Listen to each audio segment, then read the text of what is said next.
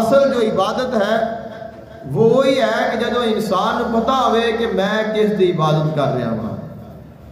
یا ایھا الذین آمنوا لا تقربوا الصلاۃ وانتم سکارا حتی تعلموا ما تقولون. اے ایمان والو نماز دے قریب نہ جاؤ اس حالت وچ کہ تسی نشے وچ ہو کہ تانوں پتہ ہی نہیں تسی کی کہہ رہے ہو. عبادت تو ہے جدو انسان پتا ہوئے کہ میں کی کر رہا ہوں. عبادت تو ہے انسان نماز پڑھ رہا ہے تو اس کو پتا ہوئے کہ میں نماز پڑھ رہا ہوں.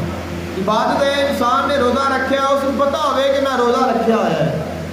عبادت ہے انسان حج کر رہا ہے، زکوٰۃ دے رہا ہے، جہاد کر رہا ہے، جو بھی کام کر رہا ہے، کوئی تسبیح پڑھ رہا ہے، ذکر کر رہا ہے تو اس کو پتا ہوئے کہ میں کی کر رہا ہوں اور پھر وہ اپنی مرضی کے نال اپنا وقت نکالے تو وہ عبادت ہے اور اس کا اور ثواب ہے. ایک بندے کو پتہ ہی نہیں میں کی کر رہا ہوں تو پھر اس کی عبادت وہ مقام نہیں پاتی جو اس کی بات پاتی اس نے خالق کائنات نے سمجھ اور بوجھ عطا فرمائی ہے. اصل عبادت ہے وہ بھی عقل کے نال ہے، سمجھ کے نال ہے، بوجھ کے نال ہے اور اس کا بھی طریقہ کار ہے. اگر اس سے باہر نکلے گا تو پھر اس کی عبادت نہیں رہے گی.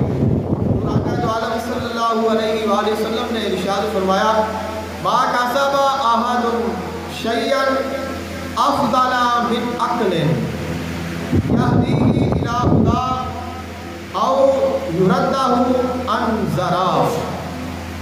آقا علیہ الصلوۃ والسلام نے ارشاد فرمایا انسان جنیاں بھی چیزاں حاصل کرتا ہے. من کسب شیئا کسب کہتے ہیں کسی چیز کو حاصل کرنا سیکھنا. فرمایا انسان جنیاں بھی چیزاں سیکھتا ہے انہوں حاصل کرتا ہے انہاں ساریاں دے وچوں سب تو افضل اور اعلیٰ چیز عقل ہے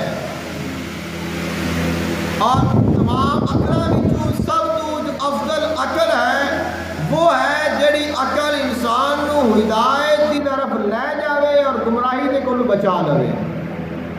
انسان اپنی عقل دے کولوں سمجھ دے کولوں صحیح فائدہ اٹھاوے، ہدایت کی طرف جاوے، گمراہی تو بچے، نیکی کی طرف جاوے، گناہ دے کولوں بچے، اپنے مالک نو راضی کرن طرف جاوے اور ان دی ناراضگی دے کولوں بچے